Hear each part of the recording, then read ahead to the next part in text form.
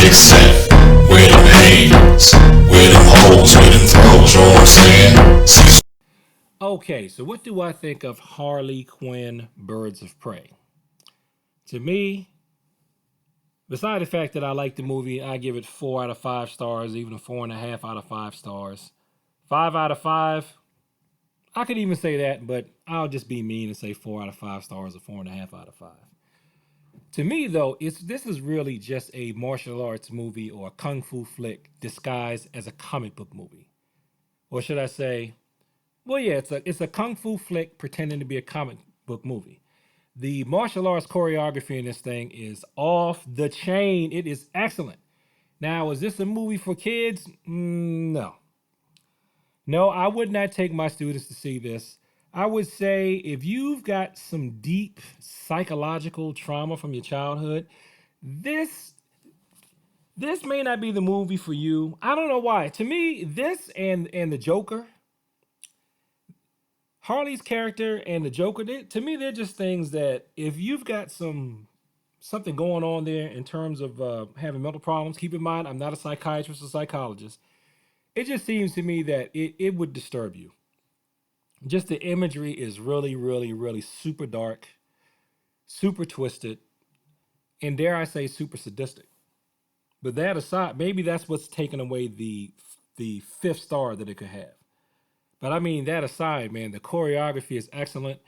I feel like it's just like a really modernized kung fu movie, with the exception of a couple of things I'm not going to give away. I'm not going to spoil it. Let's just say some things with Ki that are definitely over the top, comic bookish, otherworldly.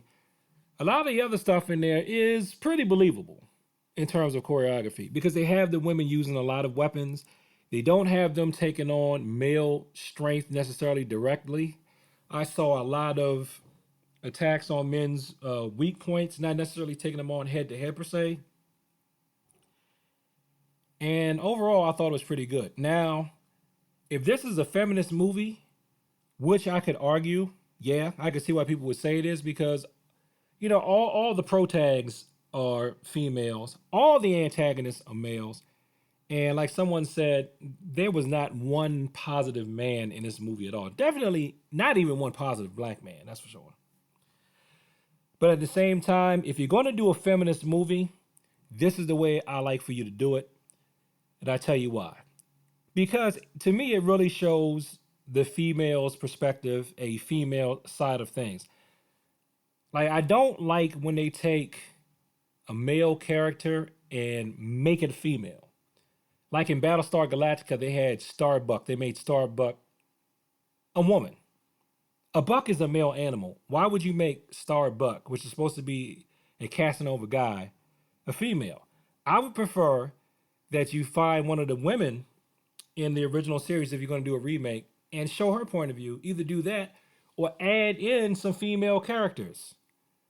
You know, that's probably why I like the.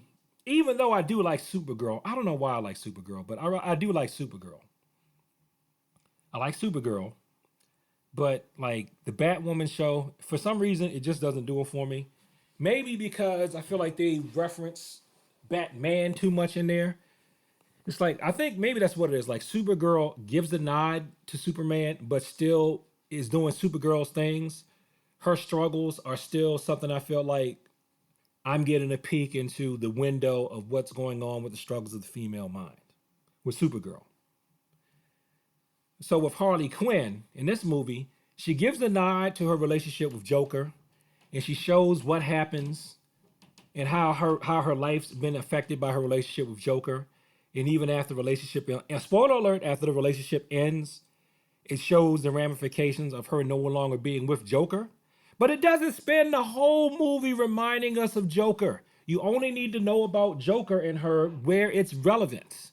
Where it's not relevant, it's all about Harley and how she feels and what she thinks.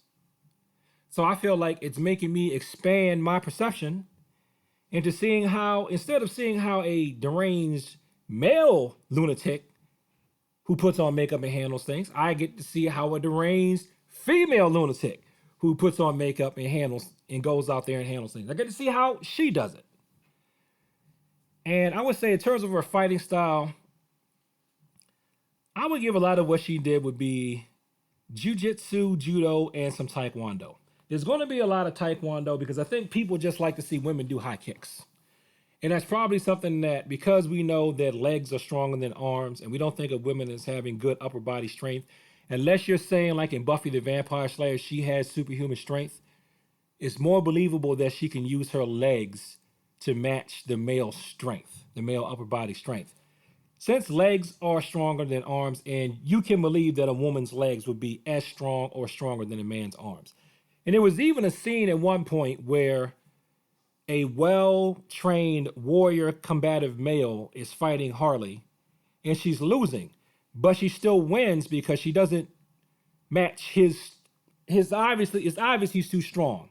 So she has to use cunning and teamwork and trickery to beat the guy. And to me, that just sells it even more.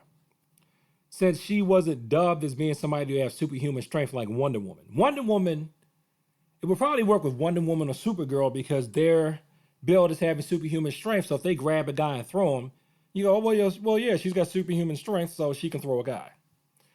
So overall, like I said, 4 stars out of 5, 4.5 stars out of 5. Maybe just the whole, still, just because she is just so psychotic, I can't give it 5 out of 5. But hey, if you like your heroes deranged and you like your heroes psychotic, which I hate to admit sometimes I do, then this is definitely the movie for you. I've heard from some other people's reviews that it flopped. I don't know if it did or not. I'm not going to call it a flop. I call it good. I call it fun.